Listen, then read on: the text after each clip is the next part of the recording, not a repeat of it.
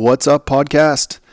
Welcome to another episode of Powerline Podcast. I'm your host, Ryan Lucas. My next guest, if you are on Instagram, you probably would recognize his photography. He has been bringing us what it looks like to work in the great state of Hawaii visually on IG. He's got banging photos. Super cool dude from the great state of Hawaii. You'll know him and recognize him on Instagram as Zeus Hawaii. But in real life, his name is Cyril. Totally dope dude. I really enjoyed this conversation. I had a chance to meet him at the Whiskey City Rodeo this last year. Super awesome guy. We finally got together and laid this down. So excited to bring it to you. Before we get there, a word from our sponsor. Today's sponsor, as usual, Tall Man Equipment. Trust. It's hard to earn and easy to lose. That's why at Tall Man Equipment Company, we work hard every day to do the right thing for our customers and everyone that puts their trust in us. Because at the end of the day, what really matters is who we help get the job done right and get back home. Trust. Tall Man Equipment. Well, there you have it. If you'd like to find Tall Man Equipment, you can find them online at tallmanequipment.com. You can also find them on social at Tall Man Equipment. Also, super stoked, you guys. The shirts and stickers are here. They're the Born to Climb shirts, Born to Climb stickers. I've already sent a few out. If you want to get those, it's a great way to support the show, and it really helps me to keep finding these guests and keep producing this stuff. I do this all on my spare time, so this is a great way to help me keep this show on the air and keep it going for you guys. So if you'd like to pick these sick items up, you can find them at powerlinepodcast.com. I have a store link on there. Click in there. Everything's pretty straightforward. And like I said, great way to support. Another good way to support, guys, is to take screenshots of these episodes, share them on your social media, share these episodes with people, get on there, leave ratings, click 5 stars. Really helps support the show, push it out there so more people can hear, and we can really, let people know about this awesome trade that we're involved with and that we love so much. So without further ado, let's get into this episode. Peace.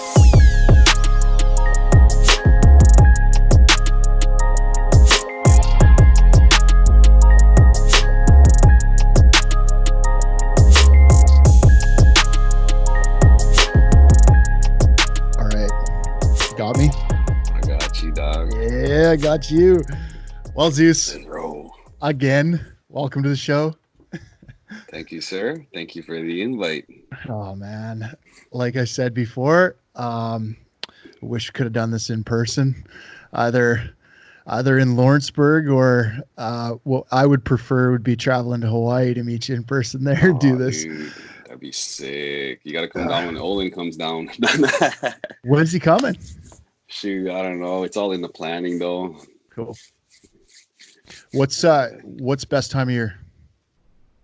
Best time of year? Oh, man. Shoot.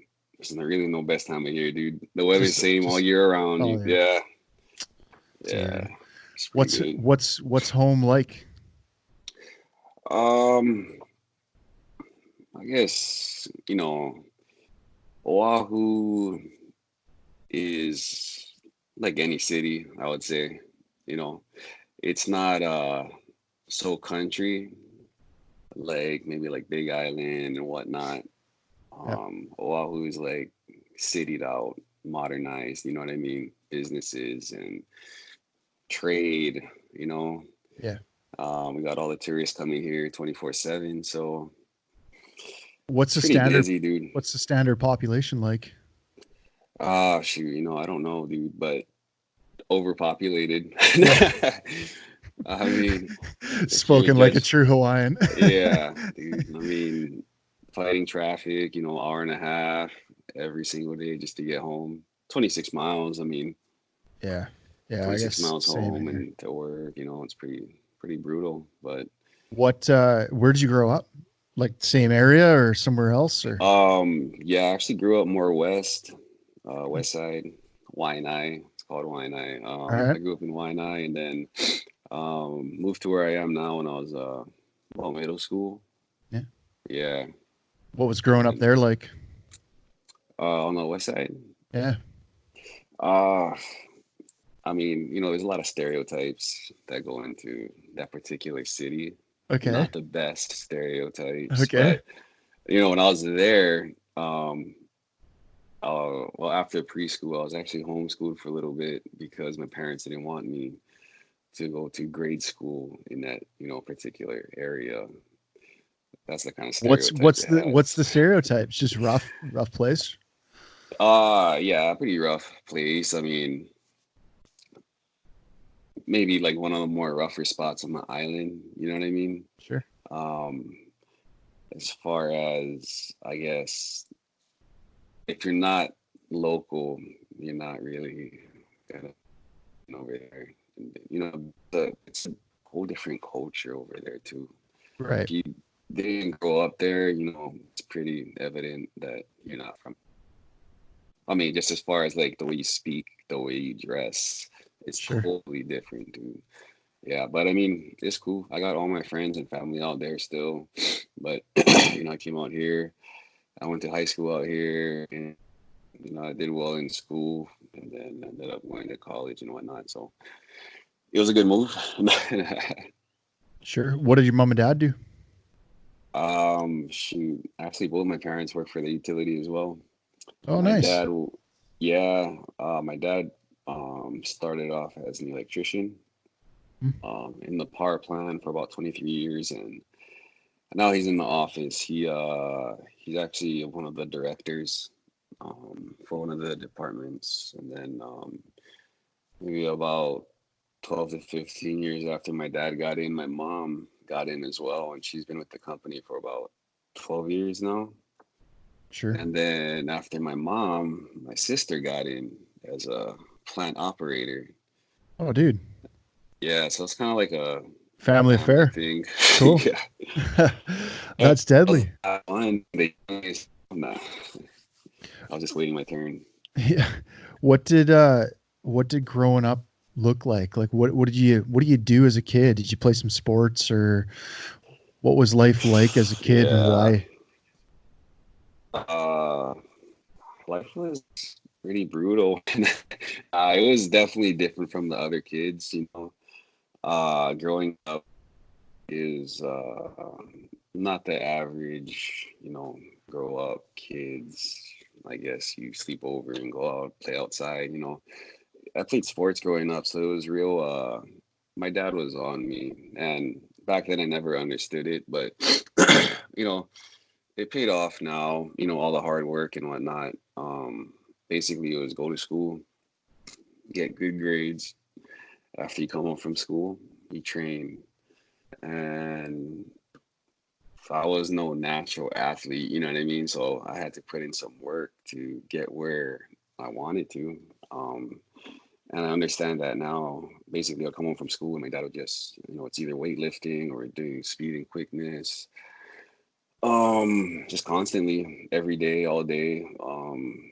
By the time I got to go play outside with my friends, it was too late. So it's like, and back in the day, me and my dad, we used to kind of get into it, scuffle, whatever you want to call it. Nothing big. I mean, I Sure. always respected him, you know what I mean?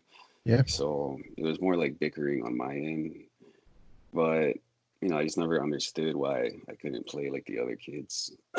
But now I'm grown and I understand now, as a, father of two, I have a son and a daughter. Yeah. Now I'm in the position that my dad was in, and I totally see it. You know what I mean? As a kid, you don't realize what your parents want for you, and Sure. everything they do is in their best intentions for you. You know what I mean? Yeah. So I could honestly see myself doing the same for my kids, but it's just something that was passed down, and that's just how it is. I, Do you and your dad talk about it now? not really. It's kind of Yeah. all in the past now, but Yeah. Yeah, I mean, the biggest thing is that's pretty crazy is how much time he was able to invest in me. Yeah. And, with the trade that we're in now, time isn't really given. But it's just crazy, dude, that he was able to commit so much time to me. You know what I mean? And seeing it now from this point of view is like, wow, that's pretty nuts. He loved me. You know what I mean? Yeah. I But it's similar background with ice hockey. yeah, My brother ended up going to play minor oh, pro nice. in the U.S. for a bit down in Louisiana. Yeah, But same thing. My old man coached every game. He was there for every yeah, practice, every dude, game, same. Yep. always there, driving Yeah, you or practicing with you, training, and um, yeah. And then just the way it all ended for myself anyway was just like went to play junior and just decided one day that no, I just don't want to do this anymore. And that was yeah, it. That was it. That's the end of it yeah. all. I mean, um, yep, same here, man. But I definitely feel it. yeah. The body is Oh, beaten up. But all the discipline that I did learn from it, it prepared me for what was ahead, of yeah. course, and you know, I'm thankful. How did you, so obviously and the power company, how did Sorry, you bro. decide that One you more wanted to time, be, bro. how did you decide that you wanted to be a lineman? You know, there's no real decision behind it. It was, I'm gonna be honest, it was kind of just like, it was just something that I came across, because in Hawaii, I mean, I think I told you this before. It's the lineman culture, uh, the lineman trade. It's not promoted at all, in Hawaii especially. So honestly, I didn't really know what a lineman was, to be honest. But what happened is I was an electrician, and I worked for a contractor, and I was going from contractor to contractor actually because when it would slow down, then I'd end up going somewhere else. And, that's just the cycle it was in. I'd be unemployed for a little bit because work was slow. So actually, the way I got into it was my dad always told me, hey, apply for this, And, I put it off the first time. I was like, I'm good. I'll just be an electrician. I was comfortable. You know what I mean? I was Yeah. comfortable what I was doing. I was comfortable. That's just the main thing is I was comfortable. And I just kept getting laid off. I'd go to work, get laid off. My boss would call me to come back, like, "Hey, you ready?" Like after 2 weeks of being off, and I'm like, "Oh man," you know what I mean? Yeah. Yeah. Just not That's a just tough, don't. like we were just talking about. That's a tough thing for contractors to deal with. Yeah, Um, yeah, it's because it's brutal, man. constant. It's volatile for us. Everything depends on that next project and having that next project. We're going through that right now. It's so up and Yeah, down always. yeah. How did you find your apprenticeship? Like what's an apprenticeship like in Hawaii?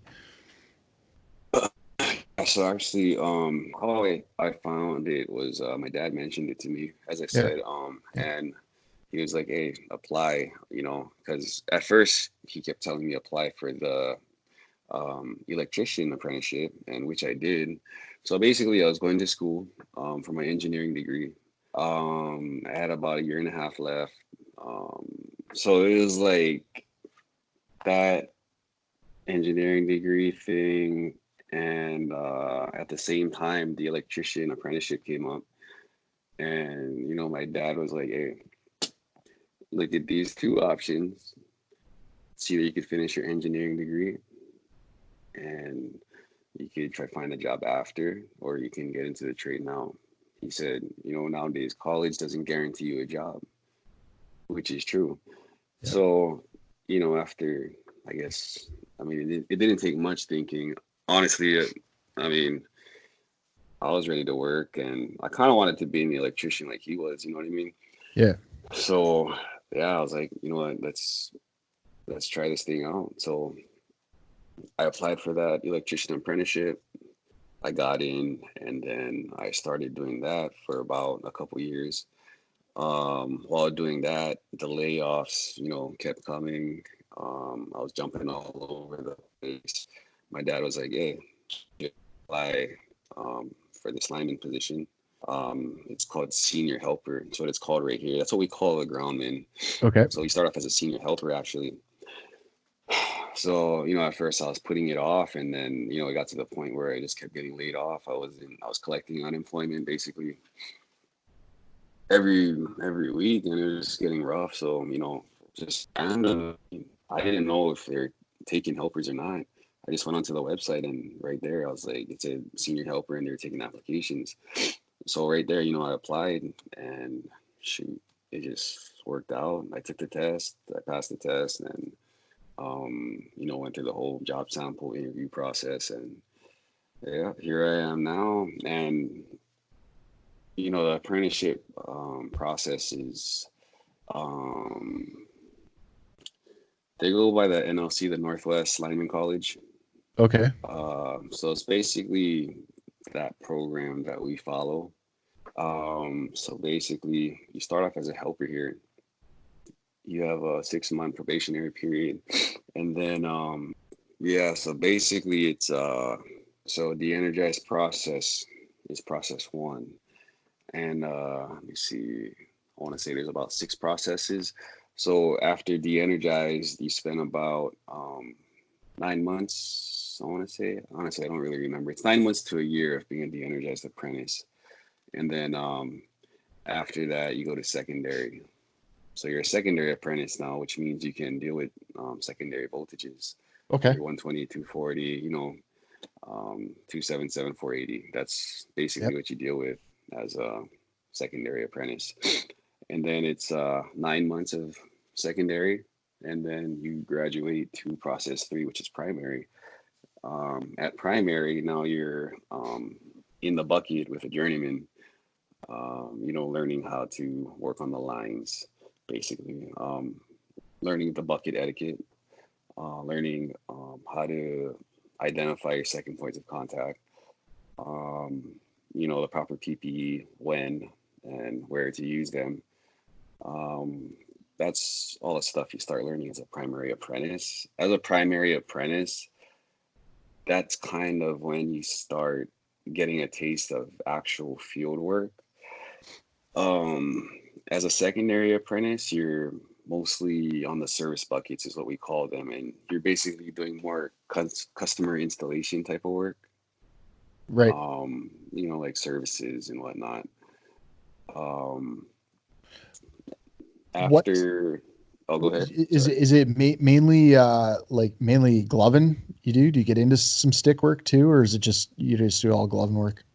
Nah, out here it's basically just glove work. We don't do stick work. The only time we use sticks is when we ground and unground. That's Roger. about it. Yeah. Um, Other than that, we don't really do stick work out here. What sort of I know you like when you were super active on your IG page there, Yeah. I really liked you had a lot of like question and answer sessions or whatever throwing out, that ask me any questions. So what were Yeah, some yeah, yeah. you used to get I noticed you used to get like a lot of apprentice questions. Yeah. What was some advice that you have for people just getting into the trade? Because I get this question quite often as well, just Dude, yeah. through DMs like nonstop. Bro, that You is the know, one question that just never stops rolling in, dude. ever. Literally, yeah. And it's I like, like it. It's a bittersweet thing. Like I really do enjoy it because it yeah, means that we're doing something and that yeah, words getting out there. yeah, But I want to make sure that I'm helping to answer that question too. So, yeah, any advice that you continually give, even if it feels like it's like you're repeating yourself, yeah. feel free. I'd love to hear it for apprentices. No, yeah. I mean, this is like the standard thing that I tell everybody. I mean, just like, dude. this question is like number one for Yeah.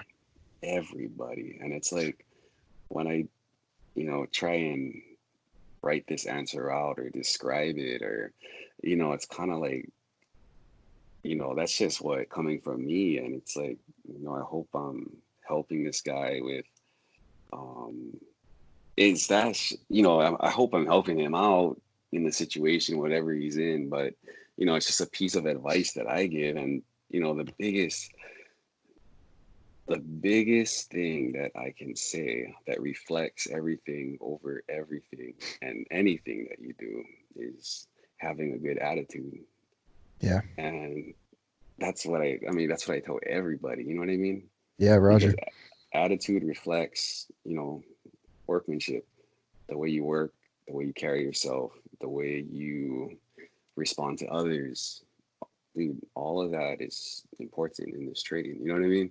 Mindset's Um, huge. Mindset's yeah, massive. dude, it is. Attitude, mindset, Yep, how bad you want it. I often yep, tell young kids, um, just not to give up on it either. Like yep, they'll be like, "Oh, I've been trying forever to get in." And I'm like, "Well, yep, how long has it been?" And yep, they'll be, "Oh, about 5 months. I've yep. visited 5 contractors and applied at 2 utilities." And I'm like, "Dude, Uh-huh. that's maybe not going to be enough." Yep. See, and like that's the thing is, trying is relative, right? Yeah. Trying is relative to every different individual. Um, because trying for some people is, you know, fucking beating your ass till you got nothing. Yeah. Beating your ass for some people is just like, you know, you know what I'm saying? Well, that's why attitude's so key, I think. Like Yeah, it's important to get in, like, so say you get into the trade, you become an apprentice. yeah, There's I'm not going to call everybody out, obviously, yeah, but there's a lot of entitlement yep, and okay, well, now I've made it. Now I'm something. I'm an apprentice. I can ease back on things a little bit, and it's not the case. You have to keep, like, it's the way I was brought up anyway, and I don't think it's wrong. You have to keep up on that. You have to carry that through, not just your apprenticeship, but even when you become a lineman. It's like yeah, a lifelong thing. yep, So many apprentices ask for advice, and that's the one thing I totally agree with you is once you become an apprentice or even just yep. before that, attitude is everything. Yes, it is. And, there's a lot of people that I've told this, and I'm sure, like, there was those handful of guys that looked at it and was like, hey, dude, this isn't gonna help me. Like anybody could say that, you know what I mean? Yeah. But it's true. I mean, some guys, they search for an actual answer, like an actual, Yeah. like it's an object or something. Yeah. But it's like, it's not, dude. It's like, like you said, how bad you want it, and I mean, I'm not saying that I wanted it more than anybody else, but I know that growing up, my mindset was a little different. The way my dad raised me, and maybe that's something a bunch of athletes have in common. I don't know, I but agree with you on that. Um, yeah, I've seen it and you can see it. I think it's some of the people I've talked to and some of the people I've worked with. I think that's why, you know, like farm kids, for example, guys who yep, grew up in the country or on a ranch or on a farm, yep, just got a little bit different work ethic built into them, yep, and similar for athletes too. Like, like you just said earlier, you had to come home from school and train, and by the yeah, time you're done yep, training, is too late to even play with your friends. It's time for yeah, food and bed and carry on again the next day. And but that I think that put something in me that was different, and it sounds like it did the yep, same for you. So exactly, it, yep, it sounds like advice that we could give to these people is check your work. What's that like? Because it's a hard job that takes showing up. Like, yeah, what were some of the little things that you had to do? Um, and still kind of do like the show up early and stay late Yeah. and constantly cleaning trucks or wiping down booms. Like I know I had to carry, I carried a little broom in my bag, my tool bag, a small little Yeah. handheld broom, and a bottle of Mother's or Armor All, and I was cleaning the dashboard of the bucket or just whatever I Yeah. could do just to, you know, be All that be of stuff that worth. nobody. Yeah, Exactly, man. It's all about trying to make yourself stand out, yeah, and I mean, not totally, but being the low man, being the ground man, dude, people don't understand how important those people are. You know what I mean? It's not that you're, 100%. yeah, it's not that you're the low man, so you got to do this, you got to do that. Dude, they're huge components to the, the flow of the crew. You know what I mean?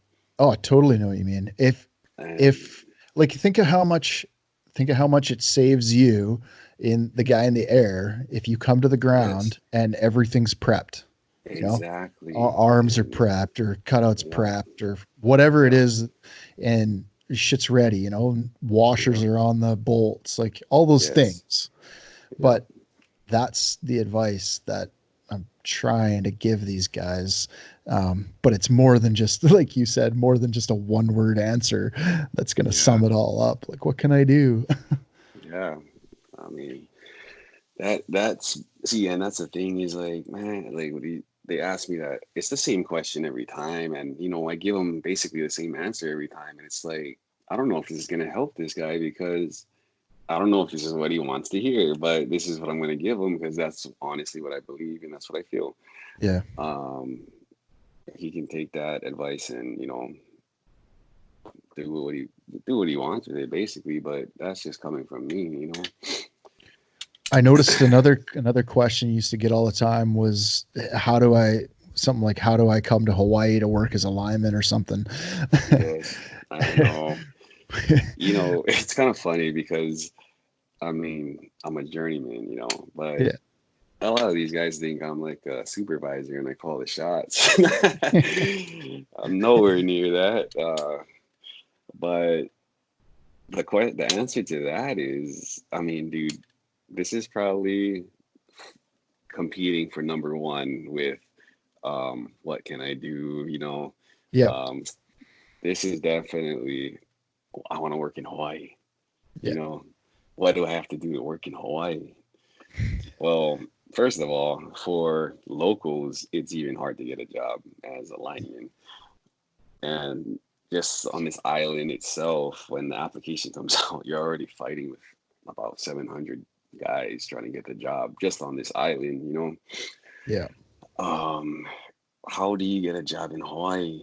That is a question that I just cannot answer because I have no pool at all for that. I I I love your answer usually is apply.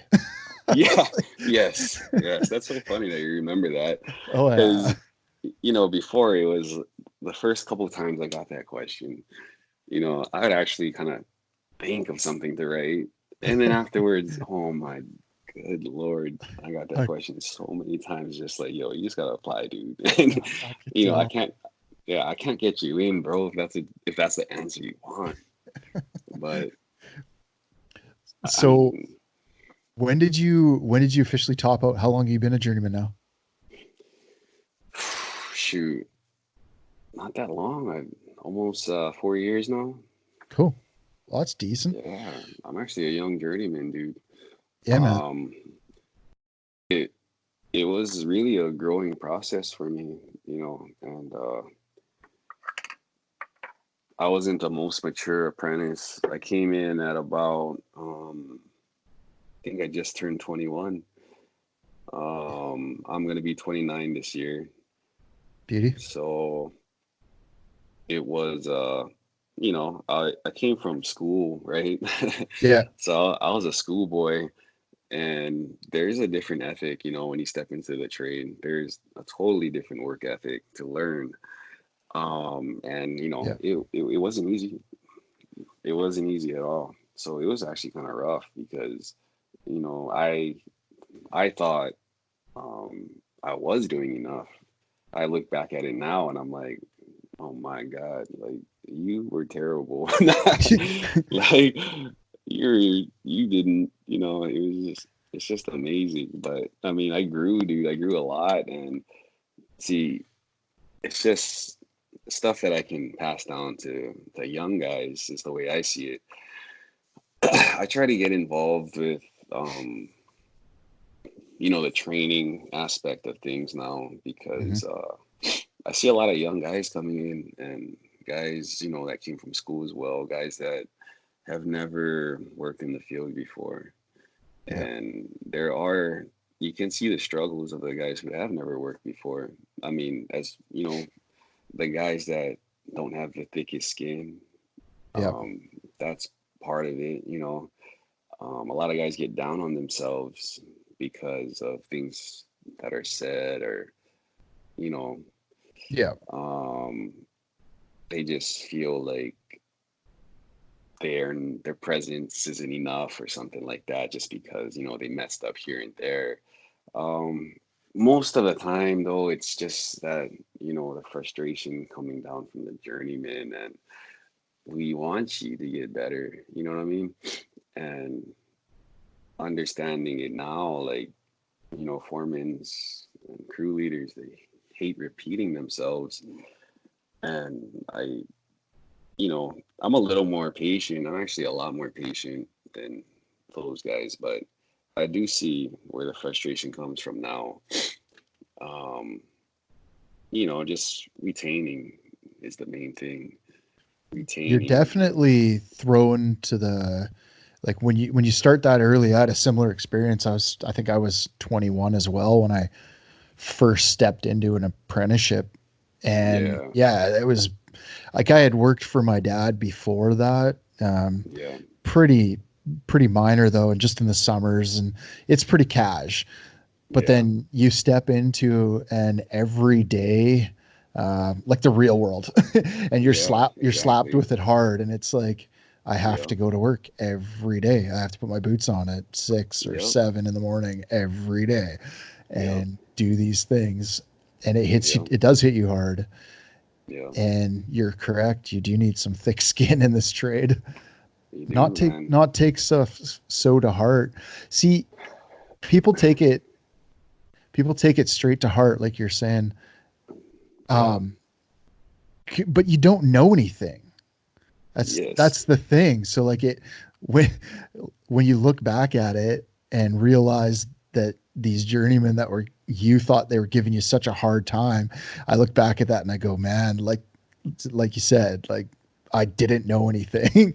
I Yeah. was I Yeah. was like that, but yeah. So Yeah. And that's like, I can really sympathize with these guys about that stuff. You know what I mean?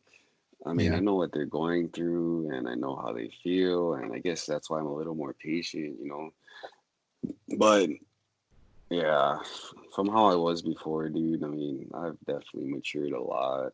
And, you know, it, just trying to get more involved with the guys and whatnot. But so, so what does training, how important is training to you and say the people you work with? It's yeah, so far out of everyone I've talked to, yeah, it varies quite a lot across, yeah, across the country and across the continent. yeah. Um, how does Uh, training play a role in what you do? I mean, training is critical, of course, but it it depends. To me, the best training you're gonna get is on the job. Roger. Um, on the job training, and we have see down here we have modules. So basically, when these guys graduate from their process, they go through something that we call as a module, and that's basically depending what process you're going to. It's a 2 to 3 week training period on what your next process is going to be. So basically, if you're coming from process Okay. three primary, stepping into transmission, So we're gonna have you for 3 weeks at our training facility, and for those 3 weeks, we're gonna run you through our training for transmission. So you're gonna be up on the hook ladders. You're gonna be on the lineman boards. You're gonna be changing out suspension bells. You're going to be changing out transmission, dead ends, sub transmission. You know what I mean? Steel Yep. pole work. So that's the kind of training that we put the apprentices through before they move on to the field and start doing those types of things. Now, the training that we give them in those modules is just a taste. You know what I mean? Yep. It's just that's all it is it's just a feel of the tools that you're going to be using now. It's just a taste, and you're not going to learn all the little stuff, like all the little tricks, like the rigging, the Yep. most important thing you get a taste of that too, of course, but there's those little tricks, you know what I'm saying?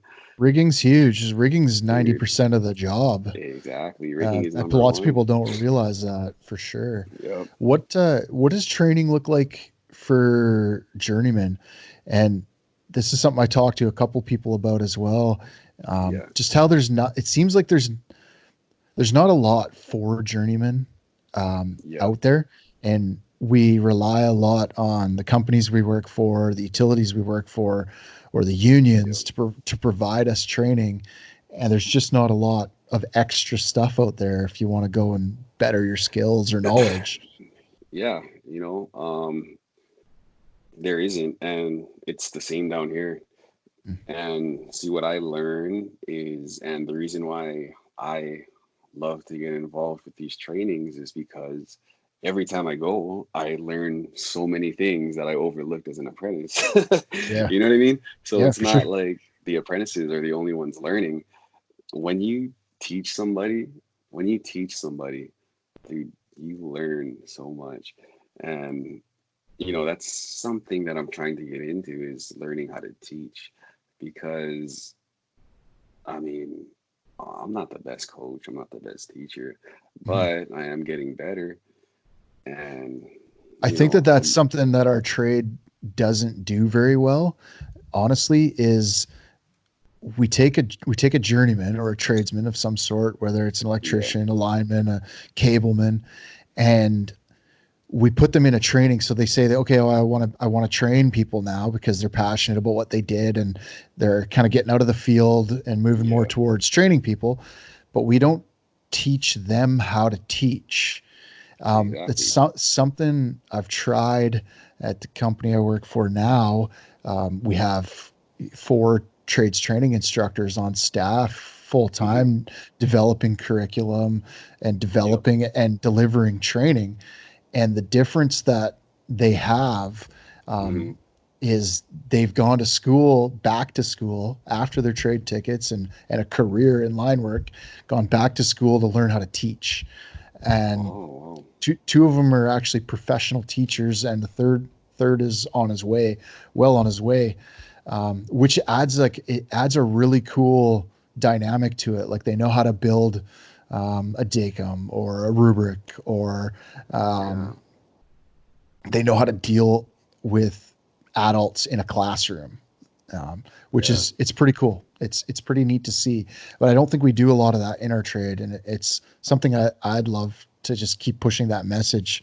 And maybe people in utilities and other contractors realize the importance of it and start teaching their trainers how to teach, or allowing them to go back to school to yeah, learn that, because yeah. it's been critical.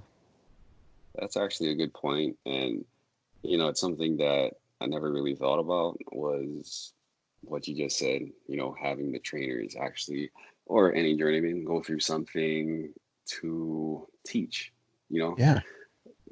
Well, that's it something that you know how to formulate language now, or build yeah. these use these tools for Hmm. teachers and apply them to what you know and what you're trying to teach, and you know how to handle a classroom or whatever your classroom Yeah. situation looks like, whether it's outdoors or indoors. You know how to deal with different personalities. They train you for that, and Yeah, that can be a whole degree, right?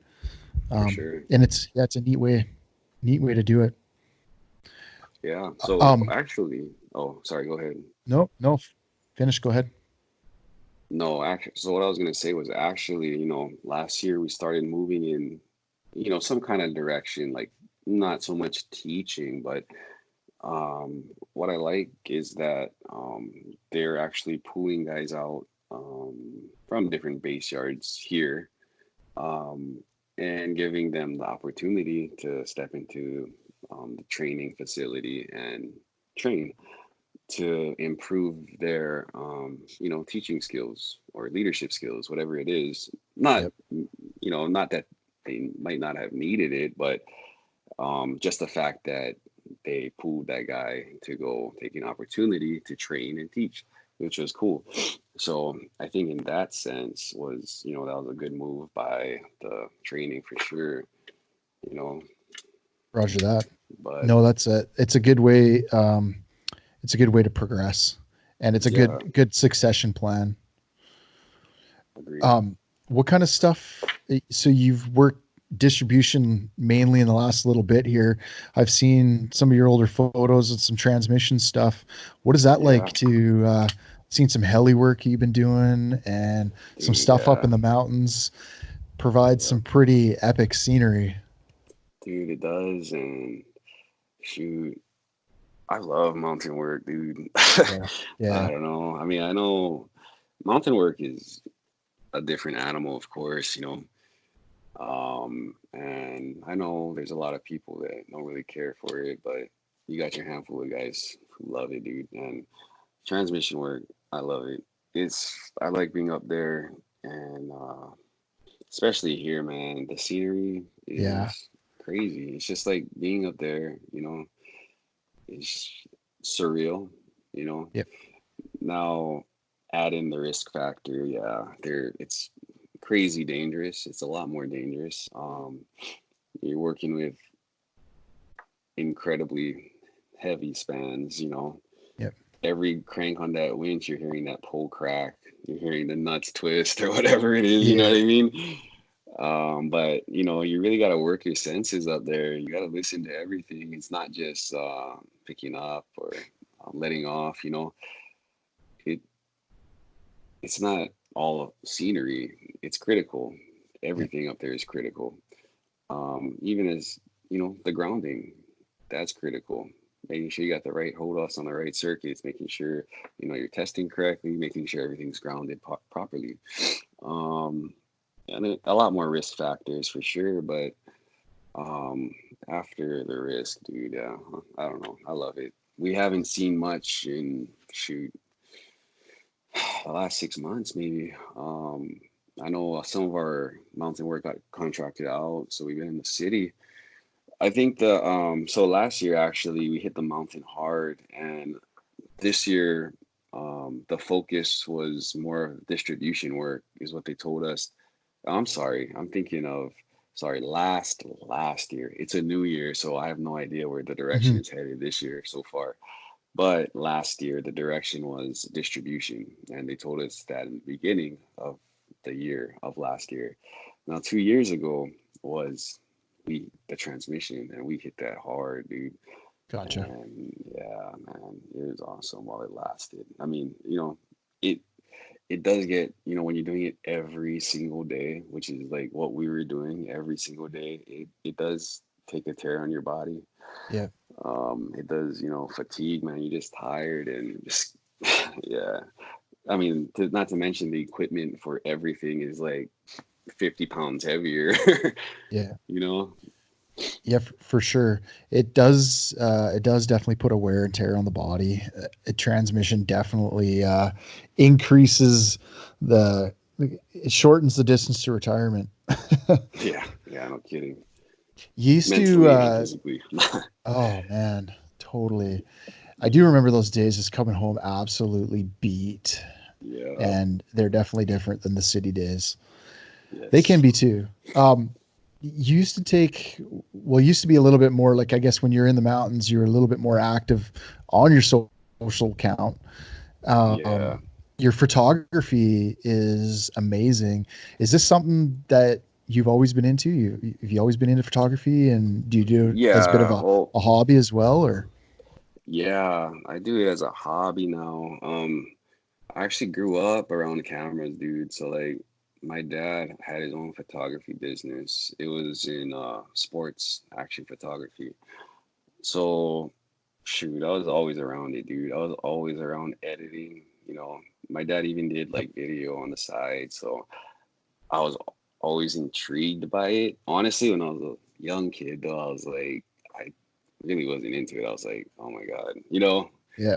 yeah, just a young kid following his dad around. I didn't know much about it. I didn't really understand. And then, dude, it's just something that grew on me. And then, like, I mean, it all started from, you know, just taking pictures with my iPhone, I Yeah. guess. And after that, um, well, back then it was a lot more selfies, of course, but Yeah. that's what everybody knew me for was taking selfies, which is all in the past now. But nah, It's a it's phase. yeah, it was a phase of my photography life, but nah, yeah, now it's just you know, I still take my camera to work every single day. I'm just waiting for the opportunity, man. And actually, I've taken quite a few shots in the field, and just none of them make me happy enough to post, you know? Sure. So I'm Sure. just waiting, man. And it's That's yeah, That's pretty dope. I remember photography's always been, I didn't grow up around it, but it's always been something that I've been really intrigued and about. And yeah, I never took the time to truly learn it when I was younger. Um, yeah, but I always loved it. And it wasn't until I can't remember the year. It was when Art of Flight came out, snowboarding video. oh, Um, nice. it was a few years ago now, but I remember sitting around with my kids thumbing through Apple TV for something to watch, and Art of Flight. I chose Art of Flight. Just let's watch the Yeah, snowboard video, and I absolutely loved the way they shot it. It was just yeah, different than any other yeah. snowboard film that had come out. Right?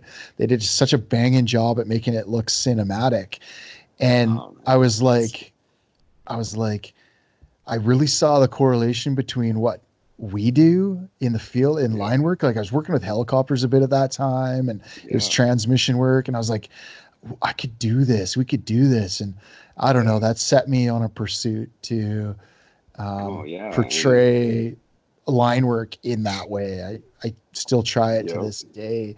But that was the Kickstarter for me. and you know, same here, dude. Like,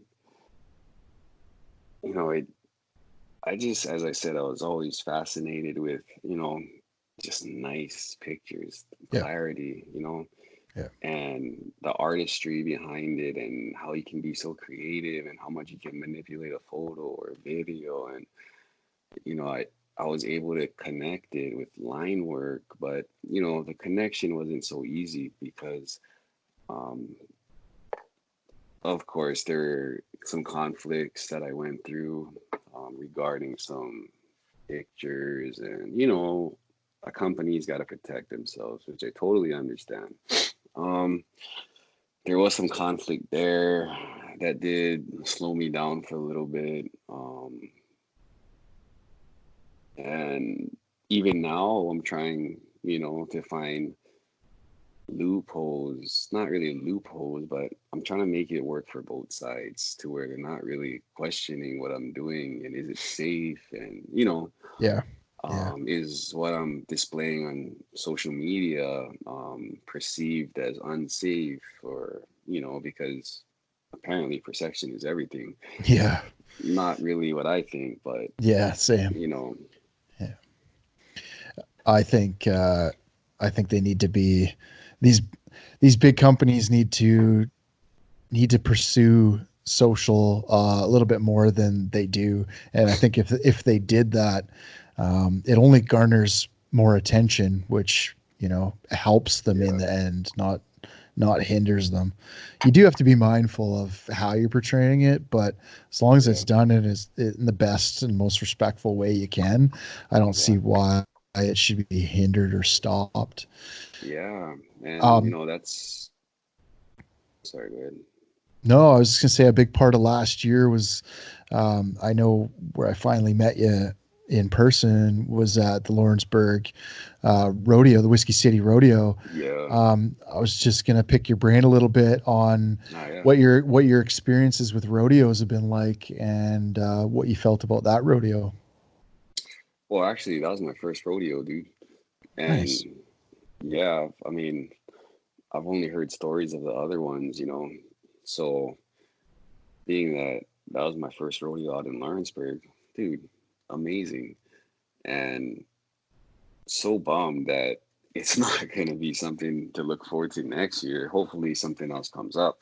But oh man, that was like the perfect rodeo, dude. Like overall.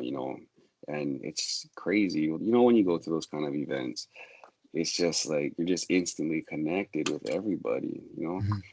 It's like you've known each other for a while, but really you guys just met. That's the cool thing about what social's doing for this trade, right? Yeah. Like yourself or like Olin as well. I met Olin online through the Alltech Instagram account, Yeah. and that's how we connected. And meeting him in person for the first time there, and even yourself or Dell Yeah. or any of these, it was like an instant connection. It's like I'd known them forever, like almost like like you guys are family, Yeah. right? And Dude, instantly. that's the bond of this trade, and it's so Yeah. cool to be able to bring people together with social. And what Yeah. Olin had for a concept for Yeah. rodeo, mixing it with bull riding, mixing the Lyman rodeo with a bull riding rodeo, Dude, and bringing exactly. everybody together like that was such a cool way. And it's really disappointing um, to hear kind of that it won't be a thing next year. Exactly, man. Yeah. I mean, dude, everything was just, it was just perfect, dude. I Yeah, really enjoyed myself up there, and I wish it lasted a little longer than it did. yeah, But, I told myself, don't worry, next year we'll be up here again real soon.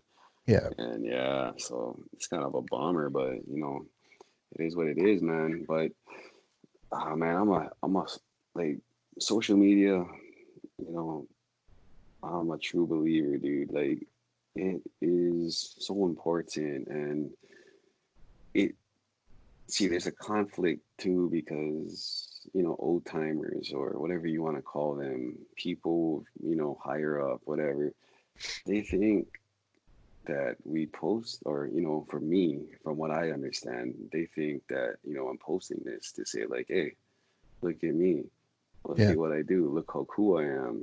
Oh, I'm so cool. No, it's not even about that, dude. Like, because these pictures aren't even of me, first of all, and it's just the love for the trade. You know what I'm saying? yeah, It's just a way to connect internationally. You know what I mean? And just like you said, that's how we met. That's how I met Olin, and that's how we all got together at the rodeo. Social media. You know what I mean? yeah. Brady Brady Hansen had him on a couple episodes back, and he said that one of the things that line work does and has done over time is that other trades haven't, and it was a reason that he feels has really progressed the skills of the trade and progressed the trade at a rapid pace, is that we get we get to move borders quickly. Like, so like a person from the East Coast could Yeah. work on the West Coast like tomorrow if they wanted, and they do. You tramp around and you share knowledge from all these places that you've worked, and knowledge and experiences, and things you've done and ways of doing things, and that knowledge is transferred to all these new places. Well, you don't see that so much as a carpenter or an electrician or a plumber, Yeah. or pick another trade, but you Yeah. see it in line work. And what social can do for us is make that connection even further, right? you know, It can take us. yeah, I It agree. is like though I'm your neighbor, Yeah, I'm a Canadian. It's connecting me with you guys every day exactly, dude. and beyond, right? So Yeah, I they don't realize these old timers. They don't. I call them old timers, but it's not even yeah, that. They just don't realize that that's where the attention is. That the attention is yeah, on social media. That's where people are. It's almost more of a reality than reality itself. You know what I yeah, mean? You know what I'm saying? Like yeah, people are on their devices on social dude. more It's than they're exactly. almost in reality. So Yeah, why not hit them up there? And you know, exactly. And yeah, dude, it's a new generation. You know what I'm saying? Like, yeah, we all gotta grow. We yeah, all gotta step out of the past. You know what I mean? And that's something that we're gonna have to do when we're 20 years down the line, and now we're seeing these young kids doing something else. Eventually, you just gotta come to a point where you start understanding. You know what I mean? And close the gap between the two different generations we have. But like, dude, I'll be out in the field and I can bust my camera out and I could just feel eyes, you know what I mean? I could feel like the people that don't support me. I could feel it. yeah, And I could feel them looking at me, just shaking their head. And like, it don't matter to me. You can shake your head at me all you want. But I know what I'm doing is for a good cause. And what I'm doing right now, it's not dangerous. You know what I mean? yeah, So it's not even about me, dude. Like you said, it's all about promoting the trade. And, social media is the best marketing tool right now. It is. Marketing is 100%, everything in today's generation. You know what I'm saying? So, 100. yeah, I mean, I'm gonna keep doing what I'm doing, dude, till further notice, because I enjoy it, and I mean, it is important. Deadly. Good advice, bud. Is before we wind down here, is there anything else you kind of want to share, advice or tips or anything else you want to get off your chest? Uh, Nothing much, man. I'm glad we had this talk. Yeah, it's been a long time overdue. Thanks for being on here. Yeah. What's some one kind of closer? What are some ways that you keep your mind sharp? Do you do any sort of or any reading or listening to other podcasts or audiobooks or anything like that? What do you do Shoot. for learning? Yeah, you know what, dude? I actually read quite a bit. Um, Reading was always something that I did. Ish, I mean, since college, I guess you could say I wasn't much of a reader in high school, but when I went to college, there was, so much time to read. Yeah, And it's just like they say, your mind is like a sponge.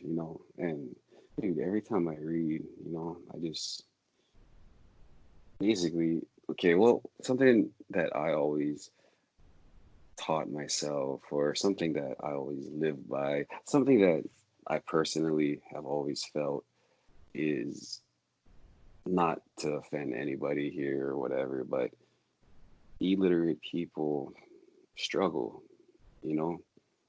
right. If if you're illiterate, it's gonna be hard to make it. You True. Y- you y- gotta Reading books is important. It doesn't necessarily. I talk about this a little bit as well because my one of my children is dyslexic, and I feel that that's something that runs in some way, shape, or form can run in a family. Um, yeah, I personally don't read very quickly with my eyes, so I listen. I listen to that's the way I've adapted, and yeah, I consume podcasts like crazy. I consume audiobooks yeah, like crazy, yeah, and that's the same thing. Is you got to keep on top of feeding your brain, right? yeah, yeah. Yeah, it And sparks not only that, creativity. yeah, I mean, I used to work out a lot, but that's not really a part of me anymore because Sure. the only workout I do is at work. But, besides that, dude, I love just editing pictures, of course, you know that. But Yeah. mostly it's been just of my kids. Um, that's basically what I do in my free time. That's my me time, is just editing pictures and reading books, and I listen to podcasts as Hey, well. man. And same deal. That's awesome. Editing is definitely a good, I really enjoy it as well. It's peaceful. Can It be. is. Yeah. Yeah. Yeah.